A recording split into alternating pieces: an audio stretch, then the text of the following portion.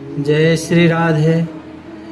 महर्षि व्यास जी कहते हैं, जिनका स्वरूप है सच्चिदानंद धन, जो अपने सौंदर्य और माधुर्य आदि गुणों से सबका मन अपनी ओर आकर्षित कर लेते हैं और सदा सर्वदा अनंत सुख की वर्षा करते हैं, जिनकी ही शक्ति से यह विश्व की उत्पत्ति, स्थिति और प्रलय होते हैं, उन भगवान श्री कृष्ण को हम भक्ति रस का आस्वादन करने के लिए नित्य निरंतर प्रणाम करते हैं। नौमिषारण्य क्षेत्र में सूत जी स्वस्थ चित्त से अपने आसन पर बैठे हुए थे। उस समय भगवान की अमृतमयी लीला कथा के रसिक उनके रसास्वाद में अत्यंत कुशल शौनकादि ऋषियों ने सूत जी को प्रणाम करके उनसे यह प्रश्न किया। ऋषियों ने पूछा, सूत जी, धर्मराज युधिष्ठिर जब श्री मथुरा मंडल में अनिरुद्ध नंदन ब्रज का और हस्तिनापुर में अपने पौत्र परीक्षित का राज्याभिषेक करके हिमालय पर चले गए, तब राजा ब्रज और परीक्षित ने कैसे कैसे कौन कौन सा कार्य किया। सूत जी ने कहा, भगवान नारायण, नरोत्तम, नर देवी सरस्वती और महर्षि व्यास को नमस्कार करके शुद्ध चित्त होकर भगवत तत्व को प्रकाशित करने वाले इतिहास पुराण स्वरूप जय का उच्चारण करना चाहिए। शौनकादि ब्रह्मर्षियों ने जब धर्मराज युधिष्ठिर आदि पांडव स्वर्गारोहण के लिए हिमालय चले गए, तब सम्राट परीक्षित एक दिन मथुरा गए। उनकी इस यात्रा का उद्देश्य इतना ही था कि वहां चलकर ब्रजनाभ से मिलजुल आए। जब ब्रजनाभ को यह समाचार मालूम हुआ कि मेरे पिता तुल्य परीक्षित मुझसे मिलने के लिए आ रहे हैं, तब उनका हृदय प्रेम से भर गया। उन्होंने नगर से आगे बढ़कर उनके आगमनी की चरणों में प्रणाम किया और बड़े प्रेम से उन्हें अपने महल में ले आए। वीर परीक्षित भगवान श्री कृष्ण के परम प्रेमी भक्त थे। उनका मन नित्य निरंतर आनंद धन श्री कृष्ण चंद्र में ही रमता रहता था। उन्हें भगवान कृष्ण के प्रपौत्र ब्रजनाभ का बड़े प्रेम से आलिंगन किया। उसके बाद अंतःपुर में जाकर भगवान श्री कृष्ण की रोहिणी आदि पत्नियों को नमस्कार किया। रोहिणी आदि श्री कृष्ण पत्नियों ने भी सम्राट परीक्षित का अत्यंत सम्मान किया। वे विश्राम करके जब आराम से बैठे, तब उन्होंने ब्रजनाभ से यह बात की। राजा परीक्षित ने कहा, हे तात, तुम्हारे पिता और पितामहों ने मेरे पिता पितामह को बड़े बड़े संकट से बचाया है। मेरी रक्षा भी उन्होंने ही की है। प्रिय ब्रजनाभ, यदि मैं उनके उपकारों का बदला चुकाना चाहूँ तो किसी प्रकार नहीं चुका सकता। इसलिए मैं तुमसे प्रार्थना करता हूँ कि तुम सुखपूर्वक अपने राजकाज में लगे रहो। तुम्हें अपने खजानों की सेना की तथा शत्रुओं को दबाने आदि की तनिक भी चिंता न करनी चाहिए। तुम्हारे लिए कोई कर्तव्य है तो केवल एक ही, वह यह कि तुम्हें अपनी इन माताओं की खूब प्रेम से भली भांति सेवा करते रहना चाहिए। यदि कभी तुम्हारे ऊपर कोई आपत्ति विपत्ति आए अथवा किसी कारणवश तुम्हारे हृदय में अधिक क्लेश का अनुभव हो तो मुझसे बताकर निश्चिंत हो जाना, मैं तुम्हारी सारी चिंताएं दूर कर दूंगा। सम्राट परीक्षित की यह बात सुनकर ब्रजनाभ को बड़ी प्रसन्नता हुई। उन्होंने राजा परीक्षित से कहा, महाराज, आप मुझसे जो कुछ कह रहे हैं वह सर्वथा आपके अनुरूप हैं। आपके पिता ने भी मुझे धनुर्वेद की शिक्षा देकर मेरा महान उपकार किया है, इसलिए मुझे किसी बात की तनिक भी चिंता नहीं है, क्योंकि उनकी कृपा से क्षत्रियोचित शूरवीरता से भली भांति संपन्न हूँ। मुझे केवल एक बात की बड़ी चिंता है, आप उसके संबंध में कुछ विचार कीजिए। मैं मथुरा मंडल के राज्य पर अभिषिक्त हूँ, तथापि मैं यहाँ निर्जन वन में ही रहता हूँ। इस बात का मुझे कुछ भी पता नहीं है कि यहाँ की प्रजा कहाँ चली गई, क्योंकि राज्य का सुख तो तभी है जब प्रजा रहे। जब ब्रजनाभ ने परीक्षित से यह बात कही तब उन्होंने ब्रजनाभ का संदेश मिटाने के लिए महर्षि सांडिल्य को बुलाया। यही महर्षि सांडिल्य पहले नंद आदि गोपों के पुरोहित थे।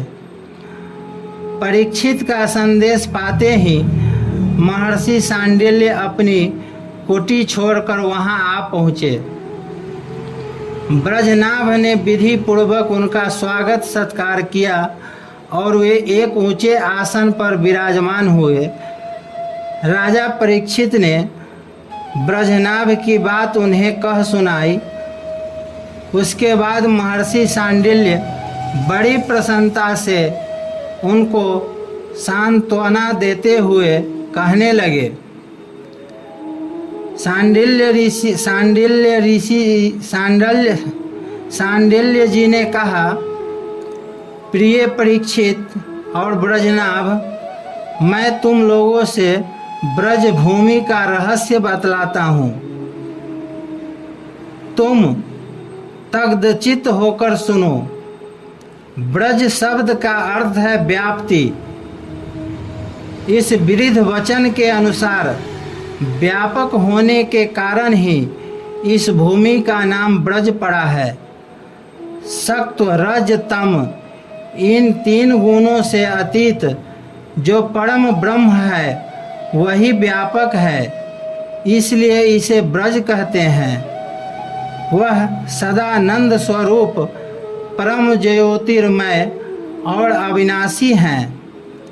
जीवन मुक्त पुरुष उसी में स्थित रहते हैं। इस परम ब्रह्म स्वरूप ब्रजधाम में नंद नंदन भगवान श्री कृष्ण का निवास है। उनका एक एक अंग सच्चिदानंद स्वरूप हैं। वे आत्मा राम और आप्त काम हैं। प्रेम रस में डूबे हुए रसिक जन ही उनका अनुभव करते हैं। भगवान श्री कृष्ण की आत्मा है राधिका। उनसे रमन करने के कारण ही रहस्य रस के मर्मम ज्ञानी पुरुष उन्हें आत्मा राम कहते हैं।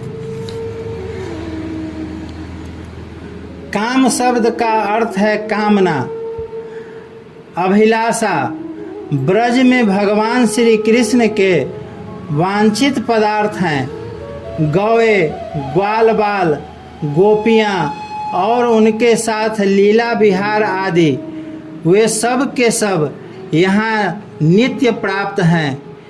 इसी से कृष्ण को आप्त काम कहा गया है।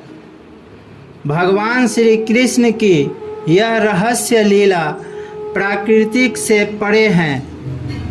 वे जिस समय प्रकृति के साथ खेलने लगते हैं उस समय दूसरे लोग भी उनकी लीला का अनुभव करते हैं। प्राकृतिक के साथ होने वाली लीला में ही रजोगुण, सत्वगुण और तमोगुण के द्वारा सृष्टि, स्थिति और प्रलय की प्रतीति होती है। इस प्रकार यह निश्चय होता है कि भगवान की लीला दो प्रकार की है, एक वास्तविक और दूसरी व्यावहारिकी। वास्तविक लीला स्वसंवेद है, उसे स्वयं भगवान उस और उनके रसिक भक्त जन ही जानते हैं। जीवों के सामने जो लीला होती है वह व्यावहारिकी लीला है। वास्तविक लीला के बिना व्यावहारिकी लीला नहीं हो सकती, परंतु व्यावहारिकी लीला का वास्तविक लीला के राज्य में कभी प्रवेश नहीं हो सकता। तुम दोनों भगवान की जिस लीला को देख रहे हो यह व्यावहारिकी लीला है। यह पृथ्वी और स्वर्ग आदि लोक इसी लीला के अंतर्गत हैं। इसी पृथ्वी पर यह मथुरा मंडल है। यही वह ब्रज भूमि है जिसमें भगवान की वह वास्तविक रहस्य लीला गुप्त रूप से होती रहती है। वह कभी कभी प्रेम पूर्व हृदय वाले रसिक भक्त को सब ओर देखने लगती है। कभी 28वें द्वापर के अंत में जब भगवान की यह रहस्य लीला के अधिकारी भक्तजन यहाँ एकत्र होते हैं, जैसा कि इस समय भी कुछ काल पहले हुए थे, उस समय भगवान अपने अंतर रंग प्रेमियों के साथ अवतार लेते हैं। उनके अवतार का यह प्रयोजन होता है कि रहस्य लीला के अधिकारी भक्तजन भी अंतरंग पारिकरों के साथ सम्मिलित होकर लीला रस का आस्वादन कर सके। इस प्रकार जब भगवान अवतार ग्रहण करते हैं उस समय भगवान के अभिमत प्रेमी देवता और ऋषि आदि भी सब ओर अवतार लेते हैं। अभी अभी जो अवतार हुआ था उसमें भगवान अपने सभी प्रेमियों की अभिलाषाएं पूर्ण करके अब अंतर्ध्यान हो चुके हैं। इसी से यह निश्चय हुआ कि यहाँ पहले 3 प्रकार के भक्तजन उपस्थित थे, इसमें संदेह नहीं। यह तीनों में प्रथम तो उसकी श्रेणी है जो भगवान के नित्य अंतरंग पार्षद हैं, जिनका भगवान से कभी वियोग होता ही नहीं। दूसरे वो हैं जो एकमात्र भगवान को पाने की इच्छा रखते हैं, उनकी अंतरंग लीला में अपना प्रवेश चाहते हैं। तीसरी श्रेणी में देवता आदि हैं। इसमें से जो देवता आदि के अंश से अवतीर्ण हुए थे उन्हें भगवान ने ब्रज भूमि से हटाकर पहले ही द्वारिका पहुंचा दिया। फिर भगवान ने ब्रह्मन के शाप से उत्पन्न मूसल को निमित्त बनाकर यदुकुल में अवतीर्ण देवताओं को स्वर्ग में भेज दिया और पुनः अपने अपने अधिकार पर स्थापित कर दिया तथा जिन्हें एकमात्र भगवान को ही पाने की इच्छा थी उन्हें प्रेमानंद स्वरूप बनाकर श्री कृष्ण सदा के लिए अपने नित्य अंतरंग पार्षदों में सम्मिलित कर लिया। जो नित्य पार्षद है वे यद्यपि यहाँ गुप्त रूप से होने वाले नित्य लीला में सदा ही रहते हैं, परंतु जो उनके दर्शन के अधिकारी नहीं हैं ऐसे पुरुषों के लिए वे भी अदृश्य हो गए हैं। जो लोग व्यावहारिक लीला में स्थित हैं वे नित्य लीला का दर्शन पाने के अधिकारी नहीं हैं। इसलिए यहाँ आने वालों को सब ओर निर्जन वन सुना ही सुना दिखाई देता है, क्योंकि वे वास्तविक लीला में स्थित भक्त जनों को देख नहीं सकते। इसलिए ब्रजनाभ तुम्हें तनिक भी चिंता नहीं करनी चाहिए। तुम मेरी आज्ञा से यहाँ बहुत से गांव बसाओ, जिससे निश्चय ही तुम्हारे मनोरथ की सिद्धि होगी। भगवान श्री कृष्ण ने जहाँ जहाँ लीला की है उनके अनुसार उस स्थान का नाम रखकर तुम अनेकों गांव बसाओ और इस प्रकार दिव्य ब्रज भूमि का भली भांति सेवन करते रहो। गोवर्धन, दीर्घपुर, डीग, मथुरा, महावन, गोकुल, नंदीग्राम, नंदगांव और बृहत सानु, बरसाना आदि में तुम्हें अपने लिए छावनी बनानी चाहिए। उन स्थानों में रहकर भगवान की लीला के स्थल, नदी, पर्वत, घाटी, सरोवर और कुंड तथा कुंज वन आदि का सेवन करते रहना चाहिए।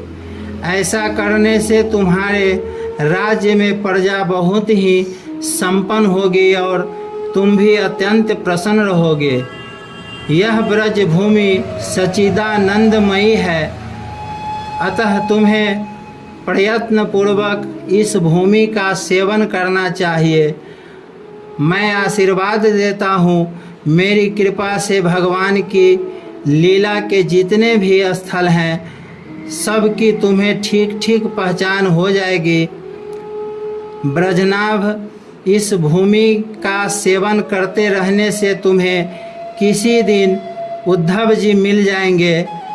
फिर तो अपनी माताओं सहित तुम उन्हीं से इस भूमि का तथा भगवान की लीला का रहस्य भी जान लोगे।